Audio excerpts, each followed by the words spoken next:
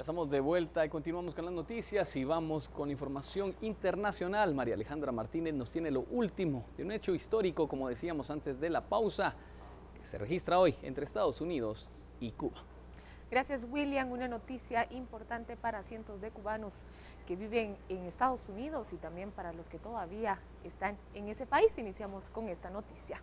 Cuba y Estados Unidos reabrirán embajadas a partir del 20 de julio, un hito en las tensas relaciones entre ambos países. Un paso más en el deshielo de las relaciones entre Cuba y Estados Unidos.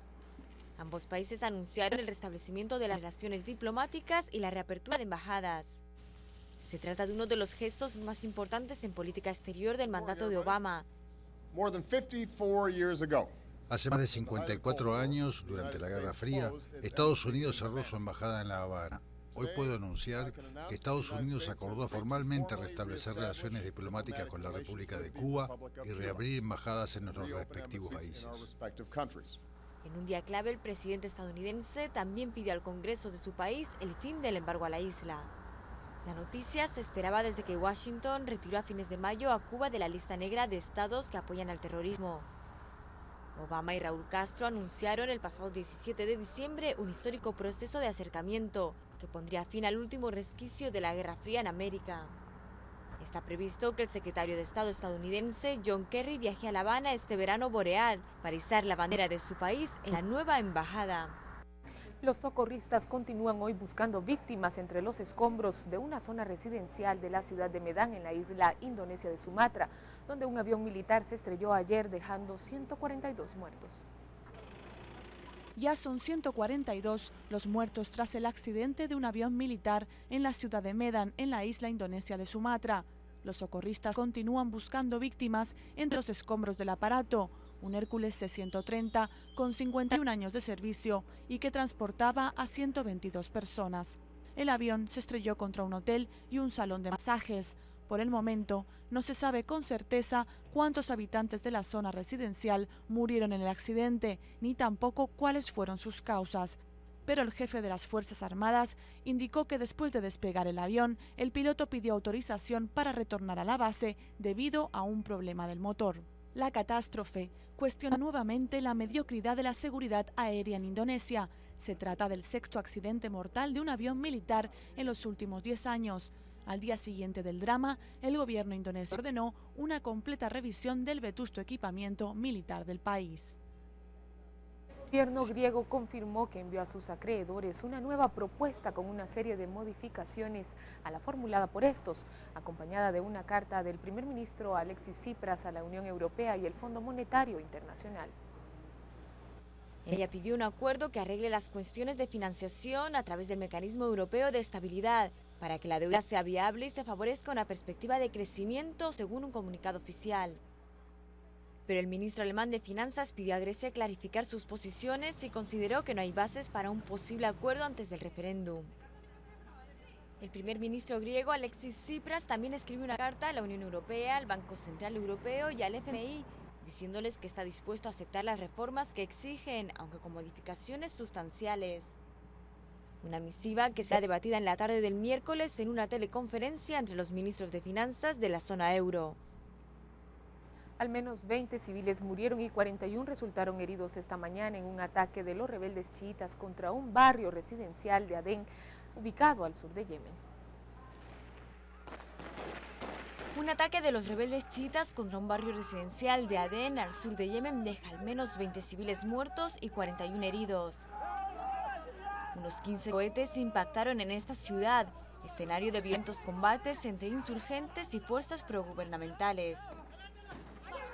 Los rebeldes dispararon sus primeros cohetes antes del inicio del ayuno musulmán del Ramadán, según informaron fuentes gubernamentales. Y después bombardearon de nuevo, alcanzando a personas que enterraban a las víctimas de los primeros disparos. El conflicto en Yemen se agravó desde que una coalición dirigida por Arabia Saudita empezó a atacar por aire a los rebeldes chiitas en marzo, para impedirles apoderarse de la mayor parte del país. En la localidad boliviana de Asunta, de apenas 2.000 habitantes, residentes decidieron aplicar un mes de ley seca y toque de queda para menores de 18 años con el fin de evitar violaciones a menores en su comunidad. Un grupo de civiles acompaña a una patrulla policial. En el mes de junio, esta imagen se hizo habitual en La Asunta, una pequeña localidad boliviana de cultivadores de coca, donde residentes ayudaron a hacer cumplir un mes de prohibición del consumo de alcohol y un toque de queda para menores de 18 años pasadas las 10 de la noche. Estos vigilantes decidieron tomarse la justicia por su mano, aliados con el ayuntamiento local, después de que 3 menores fueran violadas en menos de una semana. Hace 15 días atrás, eso no era así la situación. Mucho consumo de bebidas alcohólicas, como pueden ser los robos, atracos, este hecho mismo de los abusos sexuales. Hemos tenido que tomar esta decisión de la ley seca. Los residentes dicen estar hartos de que traficantes de droga y contrabandistas de autos ataquen a sus familias y sienten una creciente desconfianza hacia las autoridades. Si hay policías, son policías corruptos. Siempre van amedrentándole a uno. Lo primero es que hacen es sacar plata. Como a mí me han dicho, tienes para la gasolina, tienes para la comisión, por lo menos 5.000 ahorita tienes que alistar. Así que los habitantes cada vez acuden menos a la policía. Muchos creen que su única opción es que ellos mismos apliquen la ley. Cuando los vigilantes arrestaron a un supuesto violador hace unas semanas, le obligaron a cargar un cartel que decía «Soy un violador», mientras era golpeado por una multitud. Si alguna vez pasaría esto a mi hija, lo hago. Justicia propia con mis manos. Justicia propia, yo lo mato. Me compro 20 litros de gasolina y le quemo al joven. Así lo hago, porque no hay justicia. Al violador lo dejan en libertad. Según la organización internacional Justice Mission, cada día se denuncian en Bolivia 16 casos de menores violadas, una de las cifras más altas registradas en el continente. Muy pocos de estos casos terminan ante un tribunal. Lo que más desgarra a la sociedad es que las víctimas sean niñas que no tienen los medios a su alcance para defenderse, menos para denunciar. Las niñas son víctimas, y no solo víctimas, sino son revictimizadas por un sistema judicial que todavía sigue fomentando la impunidad.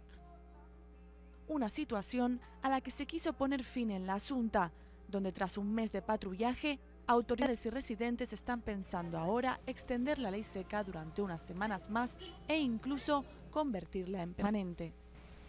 Argentina celebró la decisión de Estados Unidos de permitir el ingreso de su carne fresca bovina, vedado desde el 2001 por la supuesta presencia de aftosa. Y a pesar de que en 2007 se declaró libre del brote, Washington no abrió su mercado a los rioplatenses, por lo que la nueva decisión ha sido celebrada por los argentinos, que calculan unas pérdidas de cerca de 2.000 millones de dólares en los últimos años.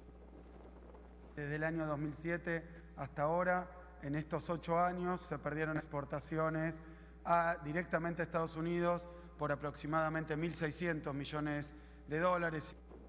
Según estimaron, Argentina estará en condiciones de despachar los primeros embarques de carne hacia Estados Unidos en las próximas 2 semanas.